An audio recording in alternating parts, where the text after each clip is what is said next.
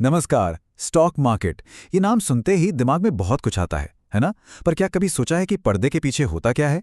आज हम इसी को समझेंगे कि नेशनल स्टॉक एक्सचेंज पर एक आम ट्रेडिंग का दिन कैसा होता है और ये पूरा सिस्टम आखिर काम कैसे करता है। ज्यादातर लोगों को लगता है कि सारी एक्शन, सारी गहमा गहमी सुबह 9:15 पे शुरू होती है। लेकिन मजे की बात यह है कि असली कहानी, पूरे दिन की नींव तो इससे काफी पहले ही रखी जा चुकी होती है। तो ये है हमारे आज के दिन का पूरा रोड मैप। एक नज़र डालते हैं कि सुबह से शाम तक एक ट्रेडिंग का दिन असल में दिखता कैसा है और इसमें क्या क्या होता है। अच्छा, तो सबसे पहले बात करते हैं पहले फेज की, जो घंटी बजने से भी पहले शुरू हो जाता है। इसे आप मार्केट का एक तरह से वार्म अप लैप समझ सकते हैं। ये जो 15 मिनट का टाइम है ना, इसे बहुत ही कायदे से 3 अलग अलग हिस्सों में बांटा गया है और इसका मकसद सिर्फ एक है, एक स्टेबल, एक मजबूत ओपनिंग प्राइस तय करना। तो सवाल ये उठता है कि ये प्री ओपन सेशन इतना ज़रूरी क्यों है। देखिए, ये सिर्फ कोई फॉर्मेलिटी नहीं है। इसे बनाया ही इसलिए गया है ताकि जब मार्केट खुले तो कोई अफरा तफरी ना मचे, कोई केओस ना हो। ये सबके लिए एक फेयर, एक बराबर की शुरुआत पक्की करता है।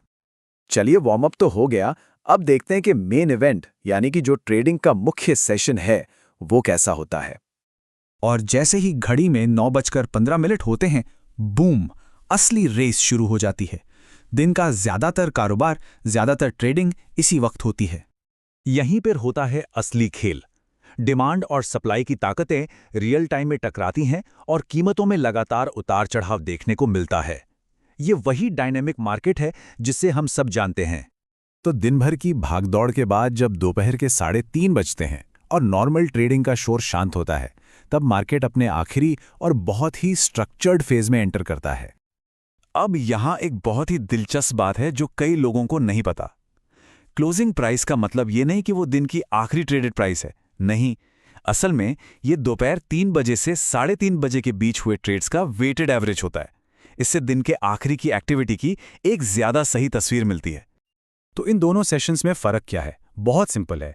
क्लोजिंग सेशन में तो क्लोजिंग प्राइस कैलकुलेट की जाती है और फिर पोस्ट क्लोजिंग सेशन ट्रेडर्स को एक मौका देता है कि वो उसी कैलकुलेट की हुई कीमत पर, बिल्कुल उसी कीमत पर अपने सौदे कर सकें। लेकिन रुकिए, कहानी यहीं खत्म नहीं होती। इस नॉर्मल ट्रेडिंग के अलावा भी एक दुनिया है, एक खास विंडो है जो बड़े खिलाड़ियों के लिए है, जहां बहुत बड़े बड़े सौदे होते हैं। हाँ, ये जो ब्लॉक डील्स होती हैं, ये हम जैसे आम निवेशकों के लिए नहीं होती। लेकिन जब भी ये होती हैं तो पूरे बाजार पर इनका असर पड़ सकता है। मतलब ये मार्केट में हलचल पैदा कर सकती हैं।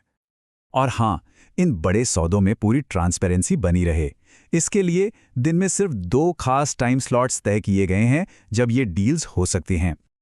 और आखिर में बात करते हैं खेल के एक बहुत ही जरूरी नियम की, एक ऐसा मैकेनिज्म जो बाजार को और निवेशकों को दोनों को सुरक्षित रखता है।